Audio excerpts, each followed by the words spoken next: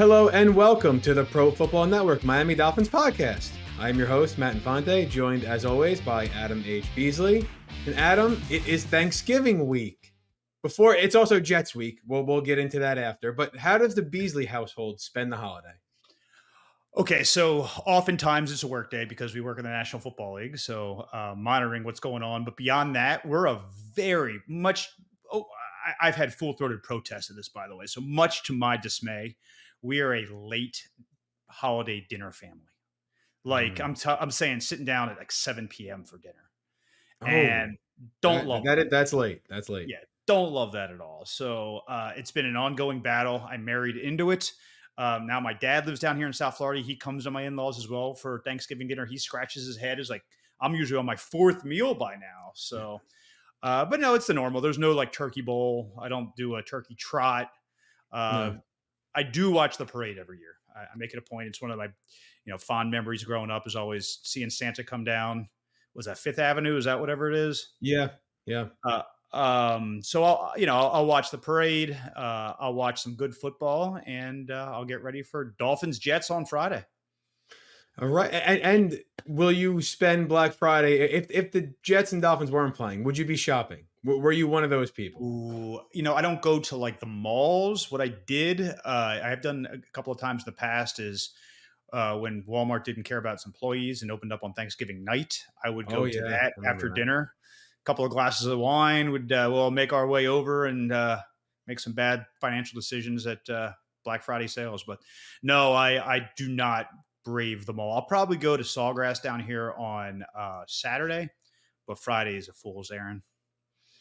Right. Well, you mentioned sales and deals. Did you know that PFN has a merchandise store now, Adam? Tell me more. I will. You can visit pfnmerch.com. We have exclusive shirts, sweaters, hats, and all those kinds of things for, all the football fans in your life. We do have Dolphins shirts. We do have Dolphins themed shirts. There may or may not be one that is Tua related. There may or may not be one that is Tyreek Hill and Jalen Waddle as well. And we do have Black Friday deals. So pfnmerch.com. You can go get get PFN merch. You can get team specific merch, but team merch that is not officially team merch. Go ahead. You guys will be shocked to learn that's probably Matt Infante's first ever live read. Thank you, Adam. Thank you. Hey, look. Not all of us can go to broadcast schools like Syracuse and learn the art of shilling. Yeah, Syracuse. They almost lost to Colgate. That's true. That is true. But all kidding aside, check out the website. Good stuff on there. And, pick something up for your Dolphins fan, boyfriend, girlfriend, husband, wife, child, whatever. And if you have a Swiftie in your life, there may or may not be, Taylor Swift, Travis Kelce merch in there as well. So definitely be sure to check it out. Excellent. Well, good job, Matt. That you got through the obligations. Thank you. Okay, so we talked about Black Friday and the Jets game. Before we get to that, let's talk about what we saw on Sunday, which was the Dolphins being 7-3 now, after defeating the Raiders 2013 in a game that some fans seem to be treating like a loss. It's weird to me, but I guess because they didn't cover, they didn't blow out this what everyone expected to be a bad Raiders team, that it almost feels like a hollow win to some fans. I would push back on that, but Adam, what do you think about that? Look, you don't, particularly this franchise shouldn't look a gift horse in the mouth with any win. You turn the ball over 3 times and it was effectively 4 times because they coughed it up on downs inside the 10, which took points off the board. So you have effectively 4 turnovers and you miss a field goal 99 times out of 100 in the last 20 years. That's a loss for the Miami Dolphins. Okay. That's a game that they lose because they can't afford to make those kind of mistakes. Now they're so much more talented than they were in the past that they can overcome them against bad teams. So probably what a lot of people feel like is, okay, we learned nothing new about this team. In fact, it probably reinforced some things that we already believed, that they're good enough to beat mediocre to bad teams, but they make way too many mistakes to beat the elite teams. I'm not saying I believe that. I'm saying it's certainly fed into that narrative. and we're going to talk about this a fair amount. The clear aggression of the offense over the last month has people concerned as well. I would have a counterpoint. Who in the AFC is playing great offense right now? Not many. I mean, Baltimore is pretty efficient, but they're still largely a running team, and they just lost Mark Andrews potentially for the season. The Bills, when they don't the Bills are the Dolphins on steroids. Like, they do even more knuckleheady stuff than Miami does to lose games. At least the Dolphins haven't lost to bad teams because of their knucklehead behavior. Bengals, obviously dunzo. Chiefs, we saw last night. We're taping this Monday. We saw Monday Night Football that offense is big trouble. I mean, big trouble. I know the Eagles have a solid defense, but they're not great. They're not a great defense this year. So the Chiefs have got some issues. Chargers can put up some points, but they're not going to play the playoffs, right? And then you look at like the Texans, rookie quarterback, the Jaguars, still some questions. They're not going to be clicking. Colts might be in the playoff mix. The AFC North is a bunch of just defensive teams now, particularly with Burrow hurt. So they might be able to advance some in the playoffs because of the deficiencies of other teams in their offenses and how well the Dolphins defense is playing. But I think the broader point is the thing, right? Your goal this year is to win a championship. And I know that you recalibrated expectations and you thought a trip to the AFC Championship game would be enough. I'm going to push back on that a bit. I think that the way the table is set for them this year, as bad as their division is, as bad as the conference is, they should be absolutely thinking going to Vegas for the Super Bowl. Now, what happens there, I don't like their chances against the best NFC teams, but I think the AFC is ripe for the taking, and the Dolphins cannot play like they did offensively, not only just this past week, but the last 4 weeks to really make a run. Yeah, you made the point to me before the show about, I mean, the Raiders are probably the only good defense that this offense has performed well against, right? I know people laugh about that. The Raiders, I mean, I know you had some of the advanced metrics, even some of the basic metrics. They entered 18th in total defense, but 8th in pass yards allowed per game, under 200. It was 198. 9th in yards per attempt allowed heading into Sunday, 6.19.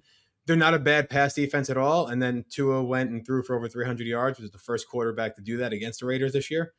I know you have some of the advanced metrics that kind of show the Raiders as being certainly a top half of the league defense. Yeah, I mean, I just went DPA per play. They're 13th at minus 0.031. That's their only win, Matt Infante, of a team ranked in the top 20, top 23. No, they beat the Giants, who were 23rd. So top 22. So basically, if you're not in the bottom third of the league in defense, the Dolphins haven't beaten you except for the Raiders this past week. And they won that game largely because of a rookie quarterback was starting for the Raiders, and Jalen Ramsey was absolutely otherworldly. I mean, he has been fantastic for this team. Again, you look at the bright side. This is a game the Dolphins probably would have lost last year. Maybe certainly would have lost during the Flores era. You turn the ball over 3 times and lose it on downs and miss a field goal, you're going to lose that game. So it's a step in the right direction. But I do think that there is something to the fact that they have not proven it against teams, not just teams, but defenses that are really good. And they're going to get a test this week. The Jets are 7th in EPA per play. Now their quarterback situations is even worse than the Raiders is. They're starting Tim Boyle this week. So it's not like they can score 14 points and win on Friday simply because the Jets are so god awful.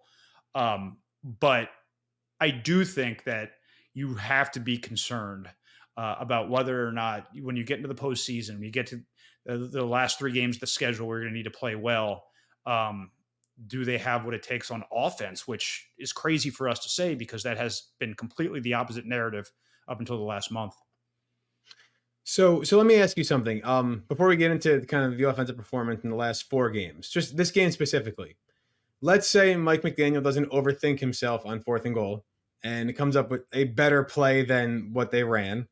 And they seem to have some bad 4th down decisions quite often on play calling. Maybe he's overthinking it. But let's say they convert that possession into a touchdown. And Sanders makes the field goal, the 51-yarder that he missed.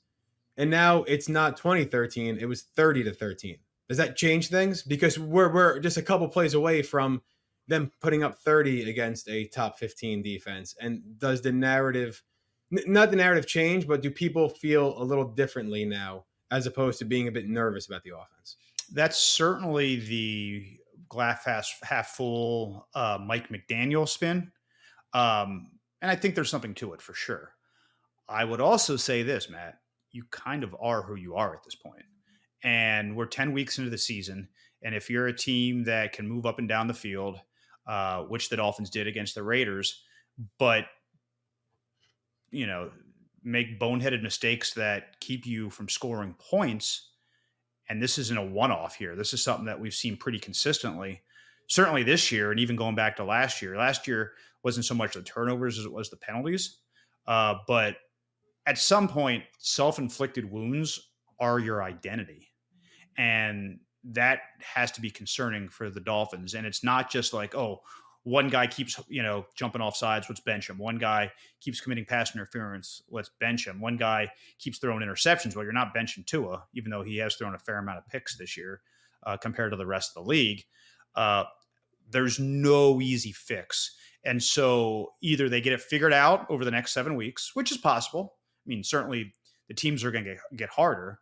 The Jets defense, they have to see them twice in 4 weeks. Really, really good. The Titans are a mess for sure. Who do they have next week? Commanders. The Commanders. Okay.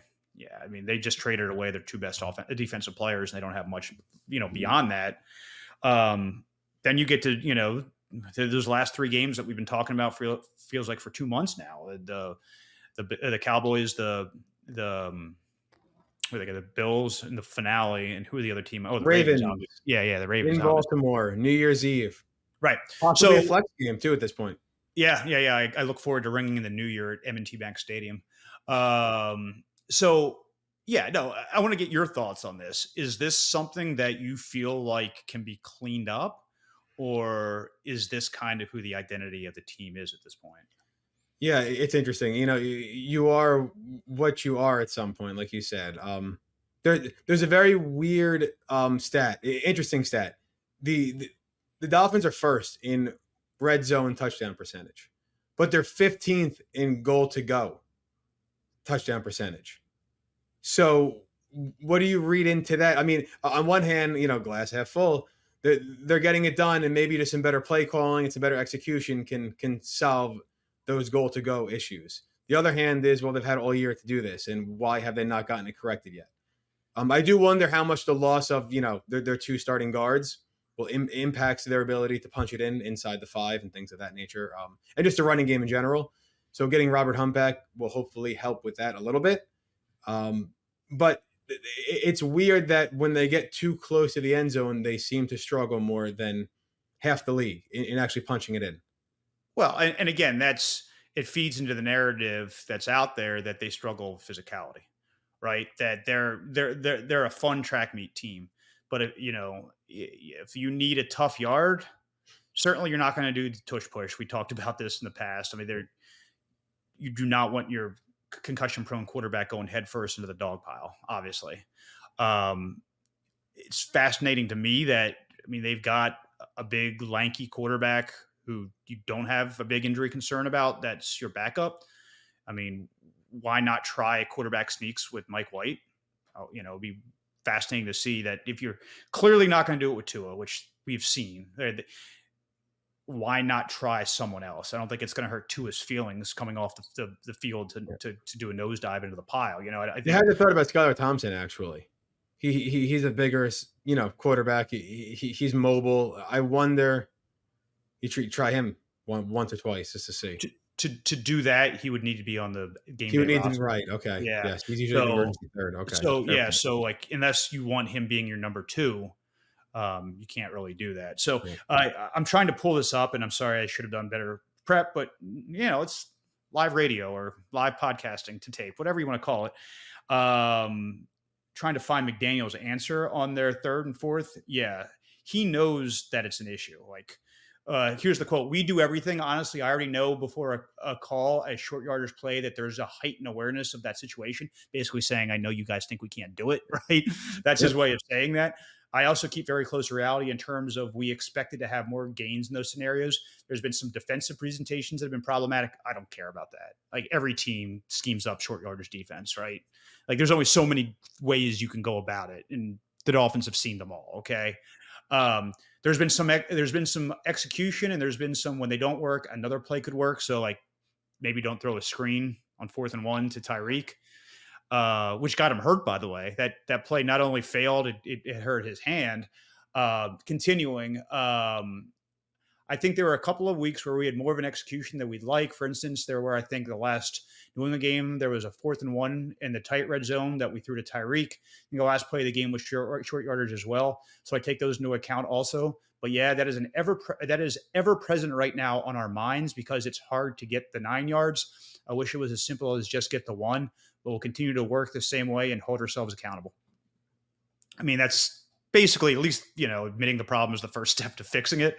So they understand that it's real. But they're not a physical team. And I know Mostert runs hard, but he's not a 240-pound back that's going to get you that yard. And he's by far their most physical back on their active roster. Maybe Chris Brooks makes a return. I don't know if you bring back a number 4 running back when you only have 2 spots left for IR to return. That really limits your possibilities. Maybe, and I think McDaniel. I almost called him Gase. God, man, I'm old. I think McDaniel yesterday kind of hinted at it when he talked to us that we'll have to see as the season goes on how the numbers work. Maybe if they get to like week 15, week 16, and they still haven't used either of those 2 spots, like what's the harm at this point? Just do it. But yeah, there's no easy fix to this, and having, to your point, 2 backup guards in the game last week didn't help either. Yeah, and it continues a trend now. We've talked about the last 4 games, dating back to the Eagles game, that the offense just doesn't look the same, right? It's not as effective. It's not the high-flying, high-scoring, record-breaking team that we got to know and love the first 6 weeks of the season. I mean, the stats tell you what your eyes have seen, right? They're 16th in yards per game, 13th in yards per play, which actually is better than I thought. The advanced metrics, right, the 26th in EPA per play since week 7, 19th in success rate. I think it was 29th in rush EPA. Mm-hmm. It's brutal. And 20th in dropback. And then, I feel like there's been more pressure on Tua as well, but the numbers don't show that. So it might just be a perception of watching the games. But the pressure percentage, according to Pro Football Reference, was 14.6%. It was 12.4 weeks 1 to 6. So not that big of a difference. To me, teams are. I mean, I wrote about this yesterday. We can get into the numbers. Teams are going to play a too high shell against this offense simply because it's smart, right? You do not want Jalen and Tyreek to be too deep. The way you do that is you have 2 deep safeties, and this isn't some record, groundbreaking philosophy here. A lot of defensive coordinators have gone to those 2 high safeties and had a lot of success with it, because what you do when you play too deep is you force a team to go 10 plays, 80 yards. And I think it speaks to why the Dolphins have been able to put up a bunch of yards, but not a bunch of points, because they're betting that the Dolphins eventually will implode, that eventually you're asking for perfection over the course of 10 plays or some great 3rd and 13 pickups, right? Which are also low percentage plays, but you're asking for near perfect play from the Dolphins to sustain a drive like that, to go the whole way down. Particularly, we just discussed their short yardage issues as well. They're fine. I think teams would be fine giving up 8-play, 73-yard drives that result in a field goal. Like, I think against this team, they will take that any day of the week. And it's kind of a lot of what the Raiders did in that game. And the Dolphins, like, they acknowledge there were issues in 4th and short and 3rd and short and all that. They acknowledge that they've kind of been in a rut when it comes to those too high looks. Jalen Waddle admitted that it's something they got to get better at. Mike McDaniel admitted yesterday it's something that they got to get better at. And they're looking at the tape. We've looked at the numbers. And I got this from SIS, Matt, in the last 4 games. And it's, that dates back to week 7 when their swoon began, that Philadelphia loss. They've had 40 attempts in single high against single high and 50 attempts against two high. And those coverages are cover 1, 3, and 6 for single high, although they haven't seen a single snap of cover 6 in the last 4 weeks. And then the two high are cover 2, 2-man, and cover 4. In single high looks in those 40 attempts, they've averaged 7.7 yards per attempt. That ranks 11th. 5.2 adjusted yards per attempt.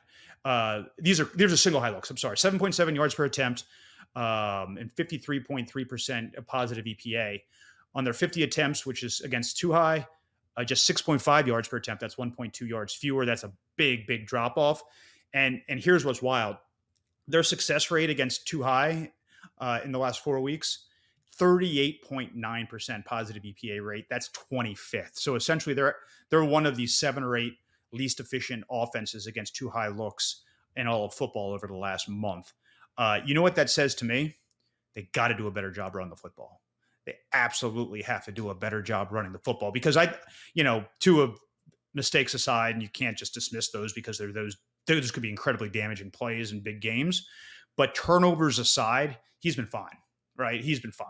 He put up the big yards you talked about, a high completion percentage. His passer rating was fine this past game. He's been just fine. The issue is they just cannot run the football. They can't. And so you're asking Tua to 3rd and 7 plus a lot. And when teams know that you have to throw, it's a lot harder to do so. So to me, that's the biggest concern, is that they're not able to run the football against these light boxes. They obviously expected more out of Achane, who may or may not play. We'll get more information today when Mike McDaniel talks to us in a few hours. But getting 3 snaps out of the guy you've been talking about for a month coming back is bad. It's not great. Mostert had 22 carries in that game. I mean, I believe that was his highest in a regular season game ever. So you're starting to reach terminal velocity here with a lot of these things that you're doing to try to run the football. I don't have an easy answer for it. Just block better and run harder, I guess. Yeah, and you mentioned, running the ball. I wanted to look at their average depth of target during this time too. So in weeks 1 through 6, it was 7.7 yards per air yards per attempt. It was 7.4 in these last 4 games. Even though they're seeing more 2-man high, and I feel like they're not taking what's there for them, and they're still looking down the field more than maybe they should. Maybe there's stuff more available to them underneath in the flats. And I haven't watched film for all this, so I don't know. But the numbers just speak to the fact that they're still trying to go down the field, and maybe they need to do a better job of the short passing game and taking what's there and keep the sticks moving. Yeah. Again, that's really hard to do, though. Like, it's really, really hard. Like, how many championship offenses, can you think of over the last 20 years that grounded out that way? Certainly the year the Broncos won, when Peyton Manning was a shell of himself, they won because of their defense. And the only one that really comes to mind is the Patriots. Like, how the Patriots are able to do it. They at the time were so incredibly well coached and well disciplined that they didn't make the mistakes, that they would pick up every single 3rd and 3, 3rd and 4, because they had Tom Brady as their quarterback, and because they were not accident prone. If that's what the defenses are going to give the Dolphins, they're going to have to start playing with that level of discipline for it to work. Right. And the Dolphins right now are 17th in 3rd down conversion percentage. They have the 9th highest percentage of drives that end in a turnover. Right. And that's the other point. 14% of their drives have ended in a turnover. That's a high number. That is a really high number. And I'm looking at the teams that are above them, outside of the Bills, and the Chiefs are at 16%, by the way. The rest are not good teams. So it's not exactly the group you want to be in. And it speaks to, why defenses think, well, we'll just limit the big play, and eventually they will make that mistake. But luckily, Adam, the Dolphins defense has proven that they're probably championship caliber, health permitting, right? Now that the whole unit is healthy and out there, what we've seen, and you can say since Ramsey came back, but even the last 4 games, so dating back to the Eagles game before Ramsey, They're fourth in yards per game allowed. They're seventh in yards per play allowed. And I think what you see is a defense that can carry this team in the AFC playoffs if the offense can not implode and produce a little bit more than they're producing now. Yeah, I mean, certainly the offense doesn't travel, the defense does. So if you're a team that's, if you're like the Dolphins that probably is not going to get home field, I know they have a chance, but I mean, how many teams have 3 losses? 5 teams in the conference have 3 losses. It's going to be tough for them to do it, particularly because they've already lost a head-to-head to the Chiefs, and they don't play any of those AFC North teams except for Baltimore. It's going to be tough. So they're going to need their defense to show up in Arrowhead, right? That's basically Arrowhead or Baltimore are the 2 cities at this point. I mean, maybe Jacksonville, but there's no great home field advantage to Jacksonville. In fact, I would wager a bet that there'd be 15,000 Dolphins fans in the stands for that game. It's a 4.5 hour drive from where I am right now. So, but if you go to one of those cold weather cities and you have to win a grinded out game, you have encouragement now that this defense can do it because, I mean, look, that Jalen Ramsey has been better than advertised. And I know we talked a few months ago, would he be the same player ever? He's the same player this season, right? He is back to playing at an elite level. Do you know what the passer rating against him is this year, Matthew? Why don't you tell me, Adam? It's the Blutarski, 0.0. Okay. It is goose egg. I mean, 0 touchdowns. I've got the stats. In fact, you got the stats. You were nice enough to pull them all for me. But Ramsey, in obviously an incredibly small sample size, 5 completions and 16 attempts, 60 yards, so 3.8 yards per target. That's last week. Tyreek had that many yards per snap. Like he had 146, I think, receiving yards and 41 snaps. That's what Ramsey's given up per target. Passer rating against, you have it here as 4.2. I've seen it other places at 0.0. Okay, you were quibbling at the details at that point. 3 picks, 0 touchdowns. He has been fabulous, absolutely fabulous. And I think we should talk about Xavier Howard as well. I mean, he has been better than last year by far, by leaps and bounds. Better than last year. Not even close. Not even close. Yep. Here are the numbers that Howard has had. He's been targeted 43 times, and he's given up about 2/3 of his passes for completions, but that's only for 253 yards. So you're talking sub 6 yards per attempt. That's elite stuff there, right? Like 6.5 is about average in the league. Under 6 is fantastic. 80.9 passer rating against, one pick, one touchdown allowed. So the 2 of them combined, Matthew, might be the best tandem in football. But let me ask you this. Will they be the best tandem in week 12 on the field at MetLife Stadium? It's funny you mention that. It's almost as if this was planned. No, so obviously the Jets, their strong suit is their defense and their cornerbacks, right? Sauce Gardner and DJ Reed. Everyone loves Sauce. Everyone, I guess, except for me, because I'm not particularly fond of the Jets, but I can totally respect his play. But he, this year, I wanted to compare him to Howard and Ramsey and kind of the duo in general, right? Which cornerback duo is going to be the better one entering MetLife Stadium on Friday? And the numbers bear out that it's actually Howard and Ramsey who have performed better. So Sauce Gardner is allowing 65% of the passes completed, about 10.9 yards per completion, 7.2 yards per target. He has a 95.6 rating against and has allowed 1 touchdown. Although he would argue that he did not allow it. No less than an hour after the Jets got trampled by the Bills, Gardner decided to take to Twitter. The tweet's now deleted because, of course, it is. But it says, y'all must know defense if y'all think – no, y'all must not know defense if y'all think I'm just allowing an 81-yard touchdown on that play.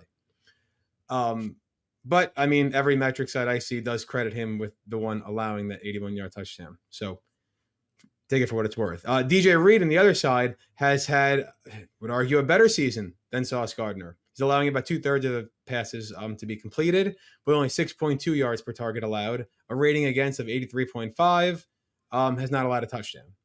So the Jet duo right now has a 90 rating against and the Dolphins, they're sitting there at 49.6 rating against. So I don't know, Adam, you tell me which duo is the better one. Well, I mean, the metrics really bear it out. The Howard and Ramsey, again, sample size and all that, and you take away, you can't obviously because it happened. You take away that one deep completion on Sauce, the numbers will completely different, obviously, for him and I think for the teams. Regardless, reality is reality, and the Dolphins' completion percentage against is 9 points better than the Jets. That's crazy. I mean, that is a huge. One out of every 11 passes gets completed on DJ Reed and Sauce Gardner that don't get completed on X and Ramsey. That's for the course of a season. That's a significant number. Their yards per everything is better by a yard, and yards per completion by a yard and a quarter, by yards per attempt. 4 picks for the Dolphins duo, 0 for 3 of those 4 picks have been by Ramsey in the last 21 days, but regardless, it's awesome. Don't hold it against him that he came back and it's just, he's better than he was. I think the way you look at it is this. DJ Reed and X have been basically a wash this year, but Ramsey, and the small sample size, of course, has been better than Sauce. And I think that's where you give it the edge, that Howard playing at another good level. I don't know if it'll be a Pro Bowler this year, but at the very worst, a B+, A- level. And you're bringing in maybe the best cornerback in football as your running mate. So I'm going to give the nod to the Dolphins, and I think also simply because their pedigree, I would give it to them as well. I think those two combined have like 10 Pro Bowl appearances, 4 or 5 first-team All-Pros. Sauce was fantastic last year, Defensive Rookie of the Year, All-Pro, Pro Bowler. DJ Reed's had none of that. So, certainly their pedigree, their body of work, I would give the edge to the Miami Dolphins, which is bad news for the Jets because they have Tim Boyle starting and the Dolphins have Tua Tagovailoa starting. Yeah, so before we get to that, I have to ask you about the Jets. And so Sauce sends that tweet out less than an hour after the game. Obviously, it was deleted after. There was also a fight in the tunnel, it looked like, between the Jets and the Bills. And there was a video where Robert Saleh just kind of walked right past it as his players were yelling. Robert Saleh, where is he? I mean, it's funny, part of the Shanahan tree as well. So there's a lot of connection there between him and Mike McDaniel. Is he surviving this year? Do you think he's lost the team or at least lost control of the team? It's funny. You read between the lines, and he kind of threw Joe Douglas under the bus this week because they were talking about the process that led them to draft Zach Wilson in 2021, and essentially said it was Joe Douglas's decision, right? Is that what's happening already? Are they? I mean, they both those. I know. Certainly, I know Joe Douglas from 20 years ago when we were both at the Ravens. I don't really know Robert Saleh aside from what McDaniel tells us about him and what we see on television, but neither of them seem like the real cutthroat, stabbing the back kind of dudes.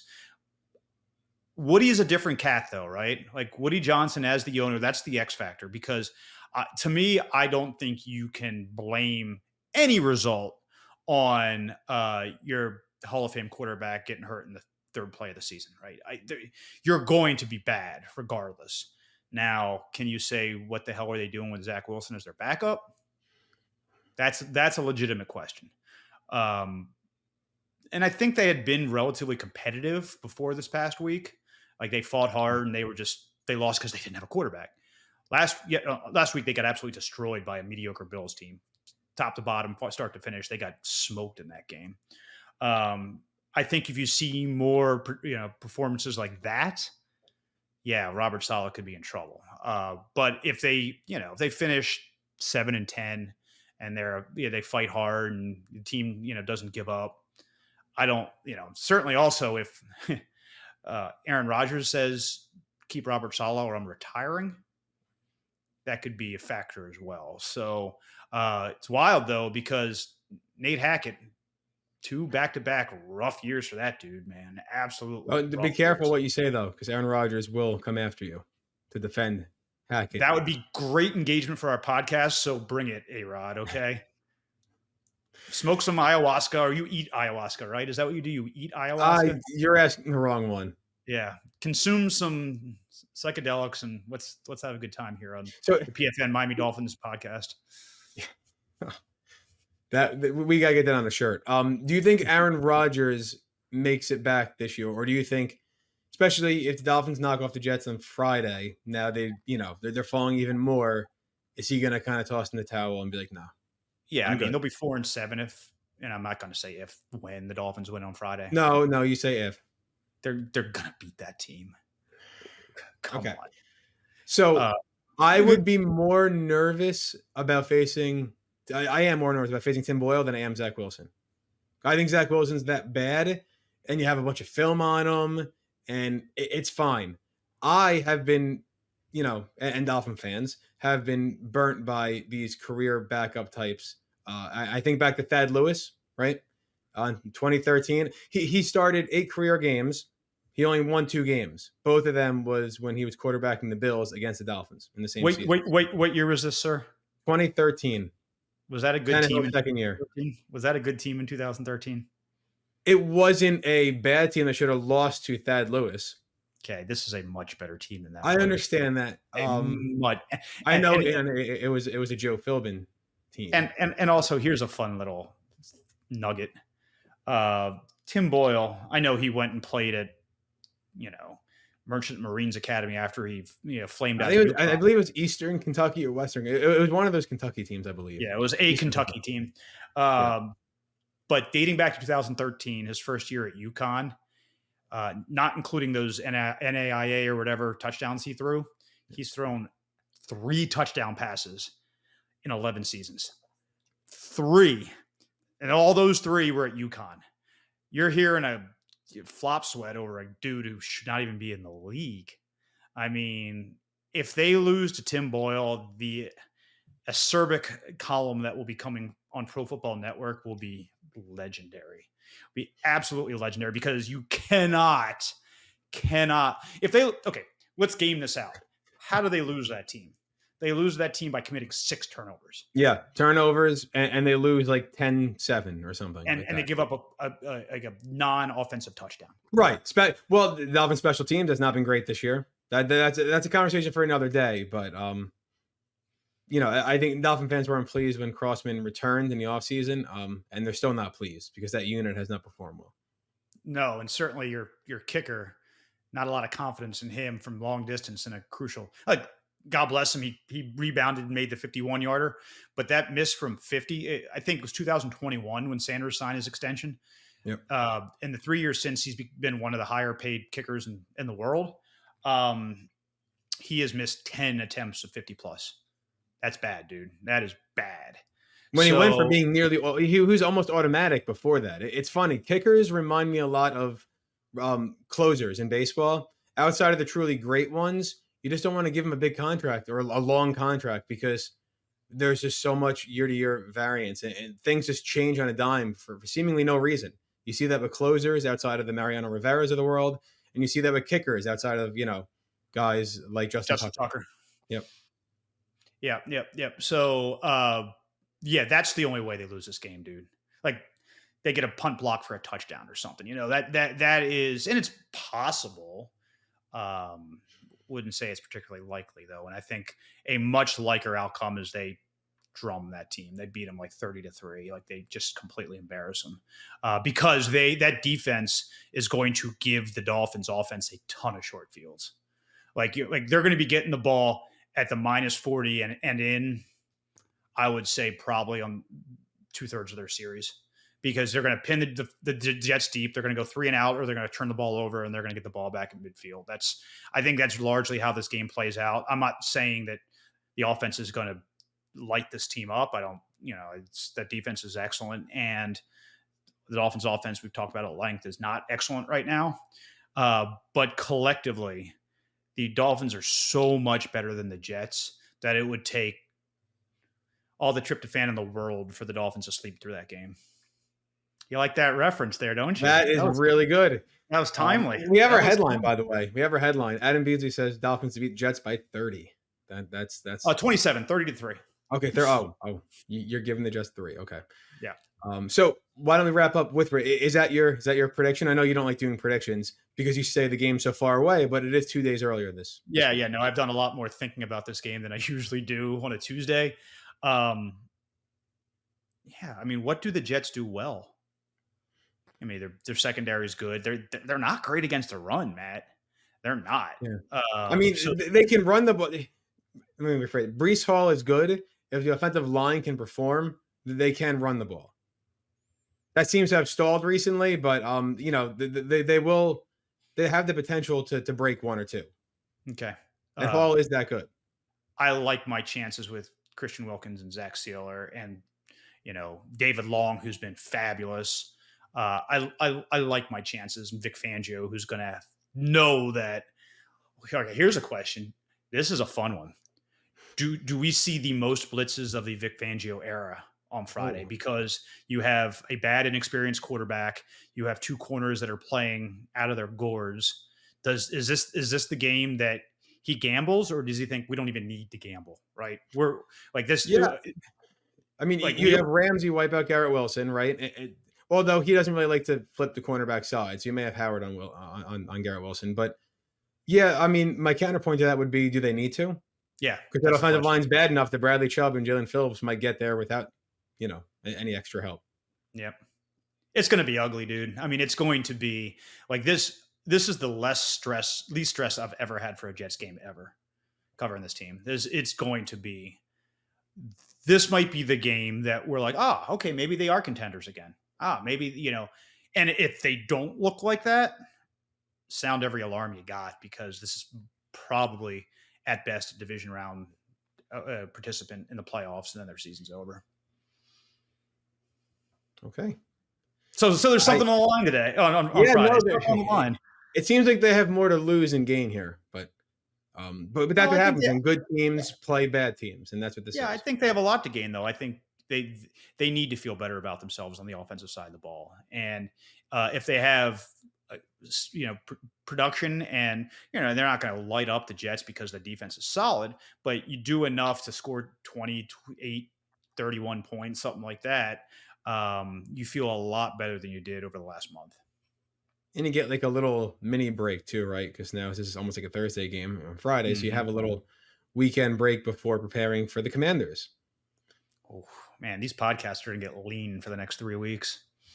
Well, hopefully by the time the Dolphins get to FedEx Field, there's hot water at least, right? I don't know if you saw that over the weekend, but they had to take cold showers after the game because the hot water broke. Nice parting gift from Daniel Snyder. Yeah. Amazing.